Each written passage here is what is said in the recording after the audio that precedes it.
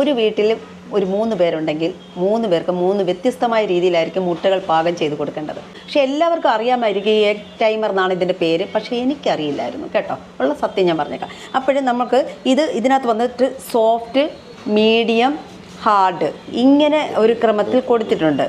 മുട്ട മുങ്ങിക്കിടക്കത്തക്ക വിധത്തിൽ വെള്ളം എടുക്കുക. അപ്പോൾ നമ്മൾ ഈ എഗ് ടൈമറിനെ നമ്മൾ ഇങ്ങോട്ട് ഇറക്കി വെക്കുന്നു.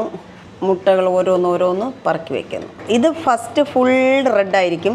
സോഫ്റ്റ് വേണമെന്നുണ്ടെങ്കിൽ ഇതിൻ്റെ സൈഡിൽ ഈ റെഡ് കുറഞ്ഞ് വരും. അപ്പോൾ നമ്മൾ അതിൽ നിന്ന് സോഫ്റ്റ് ആയിട്ടുള്ളത് മാറ്റുക, റെഡ് കുറയുമ്പോഴത്തേക്ക്.